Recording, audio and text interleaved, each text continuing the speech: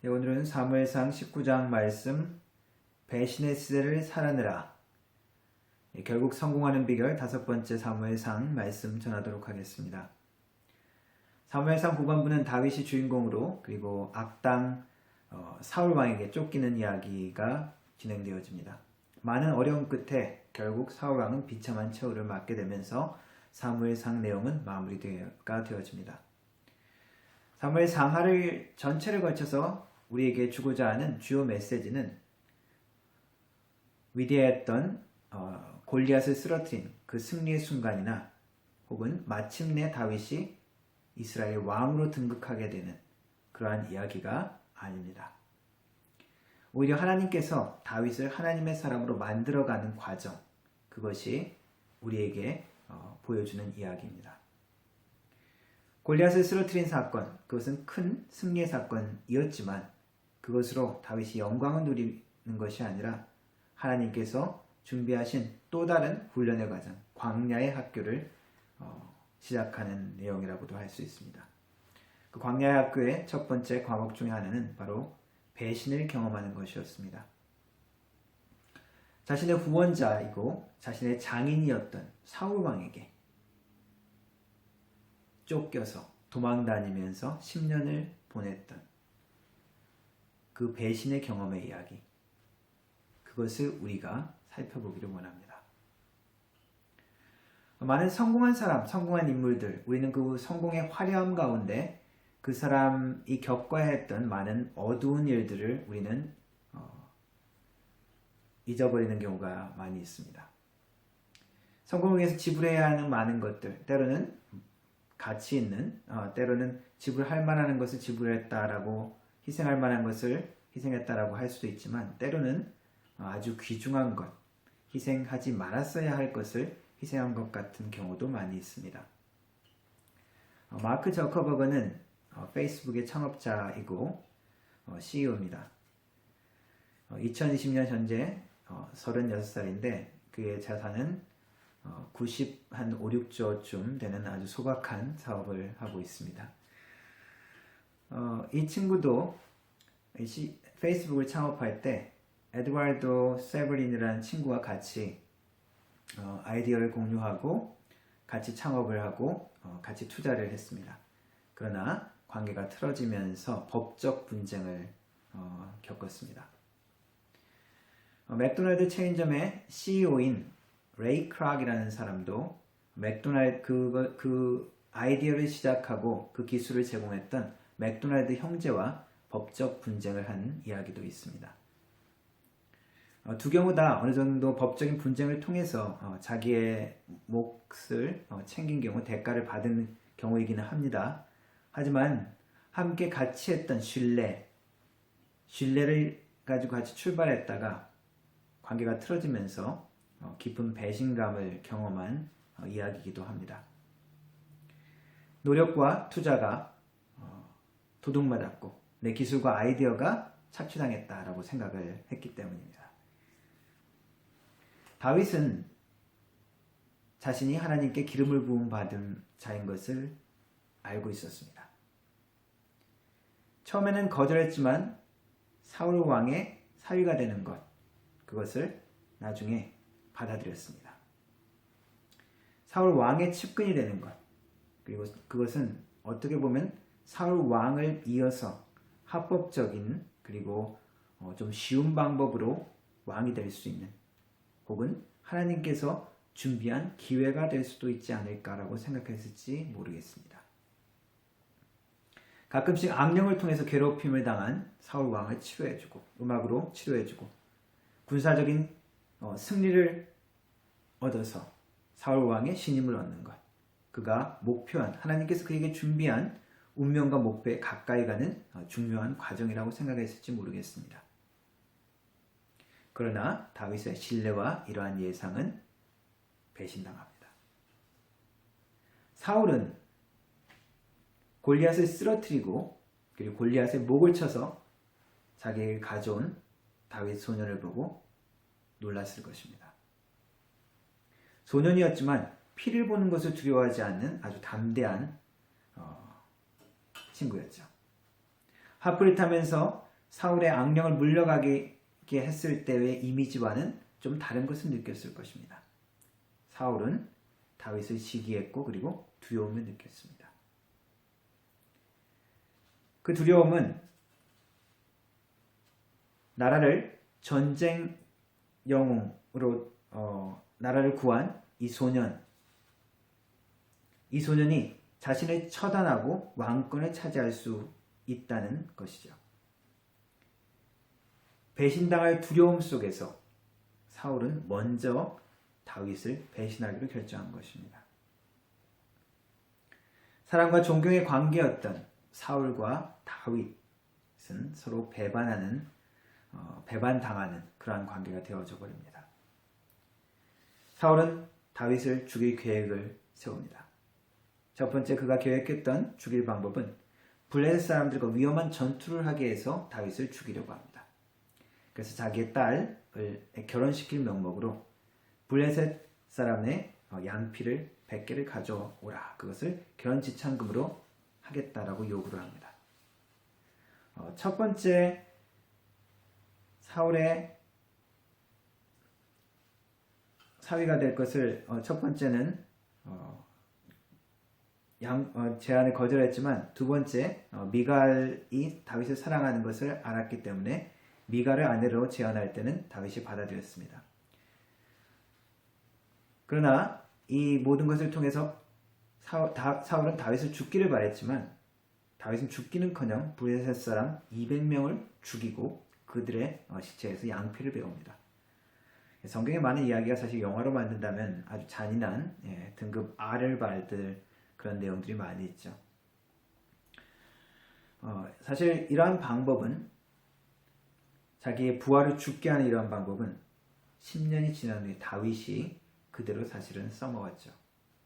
자신의 충성스러웠던 부하 우리아를 위험한 전쟁터에 보내 죽게 만든 일이죠. 사울의 왕 요나단은 다윗을 사랑했습니다. 그래서 요나단의 중재로 다윗을 다시 사울에게 불러드립니다.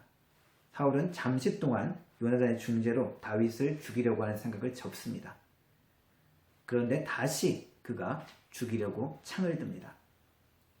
악령이 그에게 들어서 수금을 타주고 있을 때 사울은 창을 들어 다윗에게 던집니다. 그때 다른 신하들은 다윗에게 뭐 어떤 이야기를 했을까요? 지금 왕이 지금 제정신이 아니어서 실수를 했으니 네가 이해해라 라고 했을까요? 아니면 사울 왕이 지금 아프니까 네가 알아서 조심을 해라 그랬을 수도 있을 것 같습니다. 혹은 왕이니까 당연하게 다른 사람을 다치게 하거나 다른 사람을 죽게 해도 상관없다고 생각했을지 모르겠습니다. 다윗은 그러나 살아남았습니다. 그래서 사울은 또 한 번 다윗을 죽이려고 다윗의 집에 자객을 보내어 암살하게 합니다. 그러나 미갈이 그 딸 미갈이 그것을 알아차리고 다윗을 창을 넘어서 탈출하게 합니다.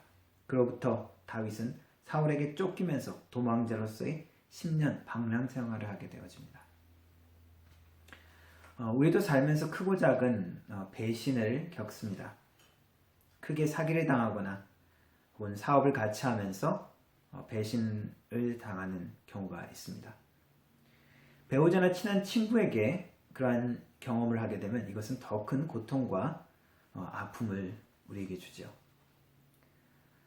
작게는 내가 어떤 사람에게 베푼 사랑이나 신뢰가 배반당하고 무시당하는 경우도 있습니다. 이것은 내가 기대한 만큼, 내가 사랑하는 만큼, 내가 생각한 만큼 그 배신의 깊이는 더 깊어질 것입니다. 교회에서도 이러한 일들이 일어날 수 있죠. 내가 기대했던 목회자, 목사님에게 어떤 기대를 했는데 그것을 목사님이 채워주지 못할 때 교회 지도자들에게 우리는 배신감을 느낄 수도 있습니다. 교인이라고 믿었던 교회 집사님이나 장로님, 어떤 직분자들에게도 우리가 그럴 수가 있죠. 배려 없는 이기적인 모습을 우리가 볼 수 있습니다. 비겁한 변명이나 부정직한 모습 가운데 우리가 실망할 수 있고 배려 없이 그야말로 성질대로 감정대로 험한 말을 내뱉는 것을 우리가 본다면 우리의 마음에 깊은 상처 그리고 배신감도 가질 수 있을 것입니다. 어떤 기대를 하고 교회에 나오는 사람들에게 우리 교인들도 배신감을 줄 수 있습니다. 교회에 나가면서 기대했던 따뜻한 관심과 사랑 그것을 받지 못한다면 배신감을 느낄 수 있겠죠. 믿었던 친구에게 그에게만 한 이야기가 모든 사람에게 퍼졌을 때 우리는 역시 배신감을 느끼고 고통스러워할 수 있습니다. 이 모든 상황 속에서 우리는 어떻게 해야 할까요? 배신의 시대를 살 수밖에 없는 우리에게 주시는 하나님의 교훈은 무엇입니까? 첫 번째는 심판은 하나님이 하신다는 것입니다. 자신을 죽이려고 하는 사울의 의도가 점점 분명해지고 확실해졌을 때 다윗이 행할 수 있었던 것은 무엇일까요? 그 배반당했을 때 다윗이 행할 수 있었던 것은 분명히 사울의 두려움과 걱정처럼 사울을 대적하고 왕권을 차지하려고 할 수도 있었을 것입니다. 그가 창을 던졌을 때 그 창을 빼서 마주 던지면서 정당방위라고 외치고 미치고 악한 왕에게 용감히 대항했다라고 이야기할 수도 있었을 것입니다. 마침 다윗을 지지하는 사람도 있었고 그의 인기는 이스라엘에게 아주 높았습니다. 그도 또한 분명 사무엘 선지자에게 기름 부음 받은 자였기 때문에 그의 주장은 정당할 수 있었습니다. 자신의 구원자여야 할 사울왕 그리고 충성스러운 신하의 그 충성을 배신한 미친 왕 사울은 제거할 수 있을지도 모르겠습니다. 그러나 이 모든 상황 가운데 다윗은 끊임없이 하나님께서 내가 아니라 하나님께서 심판자가 되어주시기를 기도합니다. 시편 59편은 이러한 설명이 있습니다. 사울이 사람을 보내어 다윗을 죽이려고 그 집을 지킨 때라는 설명이 있습니다. 다윗은 이렇게 기도하는 내용이 있습니다. 하나님의 보호와 심판을 간구하면서 주님은 만군의 하나님 여호와 이스라엘의 하나님이시오니 일어나 모든 나라들을 벌하소서 악을 행하는 모든 자들에게 은혜를 베풀지 마소서. 세상의 왕들을 심판할 분 그 모든 것들의 권위의 위에 선 분이 하나님이라는 것이죠. 사울 왕도 하나님께서 심판해 달라는 것입니다. 복수는 나의 것이 아니라 하나님의 것입니다. 내가 보기에 상대가 분명히 잘못했고 배신했고 악한 일을 저질렀다고 생각이 들 수 있습니다. 그러나 내가 하나님의 자리에서 판단하고 그들을 심판하려 해서는 안 된다는 것입니다. 마땅한 절차와 정당한 방법, 즉 하나님의 규례와 율례를 따라야 한다는 것입니다. 우리가 영화 같은 것을 보면 우리 악당은 항상 비겁하죠. 뒤에서 공격하고 어떤 무기를 가지고 공격하고 그런데 주인공은 어떻습니까? 악당이라도 그들이 무기를 안 가지면 나도 무기를 내려놓고 싸우죠. 악을 악으로 갚는 것이 아닙니다. 하나님께서 우리에게 원하시는 것도 마찬가지인 것입니다. 잘못을, 악한 것을 그냥 눈 감으라고 하는 것이 아니라 하나님의 방법이 아닌 인간적인 방법으로 하지 말라는 것입니다. 내 기분 나쁜 대로, 내가 화나고 내 분노대로 상대방의 감정이나 상대방의 자존심은 생각도 하지 않고 상대방이 잘못했으니까 라고 하는 식으로 대하지 말라는 것입니다.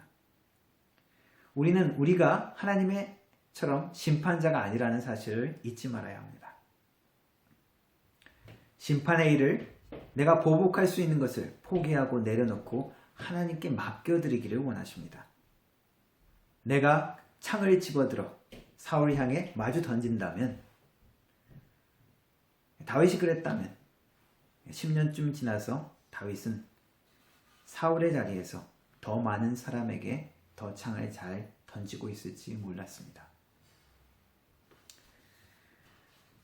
배신을 경험하는 우리의 삶 가운데 하나님께서 또한 말씀하시는 것은 나도 배신자가 될 수 있다는 것을 기억하라는 것입니다. 성공하기를 원하는 우리 모두는 사실 잠재적인 배신자일 수 있습니다. 그냥 평소에 그냥 평화로운 때 같으면 아무 변화가 없겠지만 그냥 같이 사이좋게 일하는 동료일지라도 어떤 회사에 승진이나 해고의 바람이 분다면 내가 살기 위해서, 내가 손해를 보지 않기 위해서 어제까지는 잘 지냈던 동료, 그리고 공정한 마음으로 대했던 동료가 내가 살기 위해서 내가 윗사람에게 아부할 수도 있고, 그리고 그 친구에 대해서 험담을 하고 싶은 유혹에 빠질 수가 있습니다. 우리의 환경이 변화되면 우리의 모습은 어떤 식의 유혹에 빠질지 모릅니다. 평소 아내에게 충실했던 남편이 출장 가서 불륜을 더 저지르기 쉬운 이야기가 되기도 합니다.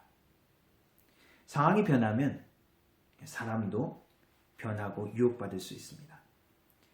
비난과 잘못에 대한 책임이 더 무거울수록, 그 상황이 더 엄중할수록, 나의 이익과 욕망이 더 클수록 우리는 동료를 배신할 수도 있고 책임을 전가하고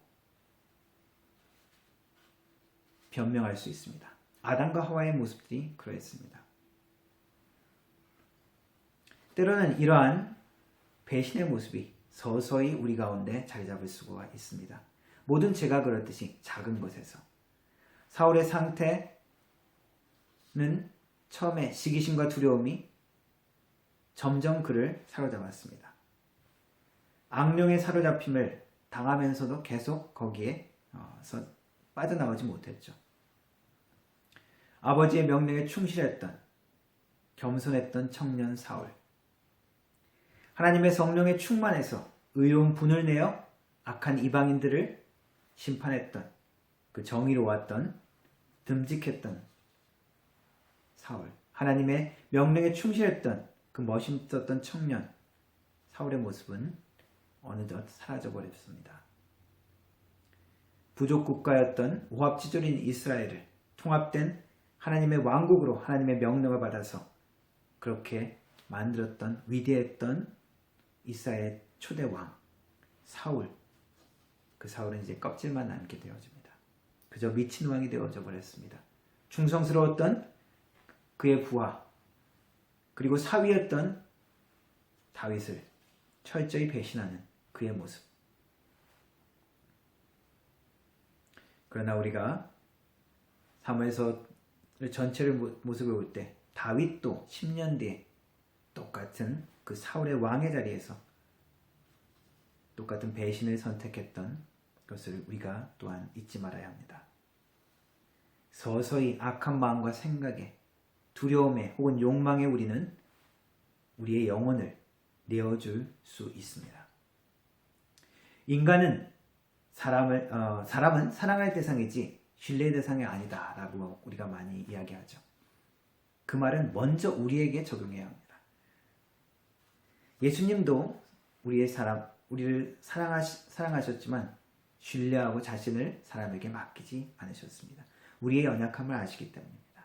그러나 우리가 기억해야 할 것은 결코 배신의 방법으로, 우리가 배신을 통해서 우리의 욕망과 우리의 두려움을 해결할 수 있을 것 같지만 그렇지 않다는 것입니다. 배신의 방법으로는 하나님의 보호하심도 우리가 놓칠 수 있고 하나님이 우리에게 계획하신 축복과 성공도 이룰 수 없다는 것입니다. 하나님의 방법을 포기하고 현재의 욕망과 두려움에 사로잡혀 사는 행동, 인간 사회의 모든 교훈이 그렇듯이 결국 그런 사람들의 끝이 좋지 못하는 것을 역사를 통해서도 우리는 볼 수 있습니다. 자기 왕을 배반하고 그 왕을 다른 적국에게 투항하거나 배신했던 사람들은 결국 또 다시 배신을 하거나 적들에게 또한 그 신뢰를 받지 못하는 경우가 많이 있습니다. 우리가 이러한 모든 이야기를 통해서 하나님이 우리에게 또한 가르쳐 주시는 것은 배신당함을 통해서도 하나님은 우리와 함께 하신다는 것입니다. 배신당하지 않기 위해서 사람들을 믿지 않아야 할까? 나도 배신할 수 있으니까. 그것이 하나님이 우리에게 원하시는 것이 아닙니다. 여전히 우리는 사랑과 신뢰 그리고 존경을 주어야 합니다. 그렇게 하라는 것입니다. 왜냐하면 하나님께서 심판자가 되시고 하나님께서 우리의 또한 보호자 되신다는 약속 때문입니다. 이것은 여전히 날 잡아 잡소하고 그냥 나를 내어두는 것이 아니라 배신당함 가운데서도 하나님께서 우리를 지키신다는 것이죠. 이 모든 상황 가운데 다윗이 할 수 있는 인간적인 방법과 인간적인 수단을 내려놓고 다윗은 떠납니다. 이것은 배신을 당해도 하나님께서 지키시리라는 믿음이 있기 때문입니다. 하나님 안에 있을 때 우리는 안전합니다. 다윗은 그것을 알았기 때문입니다. 배신을 통해서 오히려 하나님의 영광이 드러나는 경우도 있습니다. 하나님의 계획이 여전히 실행되어집니다. 요셉은 형제들의 배신을 통해서 결국 그 형제들을 구원하게 되어지는 자리에 올라가게 되어집니다. 예수님도 배신을 당한 그 배신의 십자가를 통해서 우리를 구원하실 수 있으셨습니다. 고통스러운 경험이지만 우리는 그것을 통해서 더 배우고 성숙해질 수 있습니다.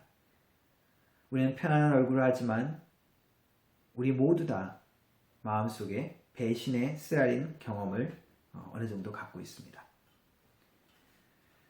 그런데 많은 이야기들을 들어보면 내가 배신했다라는 고백보다 나는 배신당했다라는 말들을 우리가 많이 하죠. 그 하소연이 더 많습니다. 우리가 기억해야 할 것은 내가 그 배신의 자리에 앉지 않기 위해서 내 중심을 끊임없이 하나님께 보여드리며 나아가야 하는 것입니다. 신뢰와 충성을 배반으로 반응한 사울 왕의 모습, 그리고 그러한 사울을 피해서도 배신의 고통 속에서도 하나님의 보호와 하나님의 심판자 되심을 인정했던 다윗의 모습, 우리에게 무엇을 가르쳐주고 있습니까? 동일하게 우리도 하나님께 심판을 맡기고 하나님의 보호를 믿으면서 광야를 나아가라는 것입니다. 그러면 광야의 생활은 하나님을 만나고 그리고 나 자신을 깊이 돌아보며 하나님께서 나를 왕으로 만드시는, 왕으로 성숙시키는 그러한 은혜의 손길을 경험하는 순간이 되어집니다. 왜냐하면 형통은 우리에게 행복이 아니며 승리가 아니기 때문입니다. 눈물의 시간이 우리에게 더 의미가 있습니다. 고통 없는 것이 그런 것만이 축복이 아닙니다. 치사하고 더러운 배반을 당해도 하나님의 방법을 지키는 것이 영광스러운 것입니다. 배신당하지 않는 것만이 성공은 아닙니다. 배신의 시대 속을 살면서도 충성과 신실함을 살아내기를 기도해야 합니다. 하나님께서 우리를 영화롭게 만드시는 시간 속에 이것은 축복이요, 이것은 영광이요, 그리고 순간적이고 일시적인 축복이 아니라 영원하고 근원적인 축복을 맛보는 계기가 되어집니다. 그것을 고백하면서 나아가는 믿음의 성도들 되길 축원합니다. 기도하겠습니다. 살아계신 하나님 아버지, 우리에게 하나님의 은혜를 주시는 것을 감사합니다. 하나님의 보호와 하나님의 심판을 약속하셔서 감사합니다.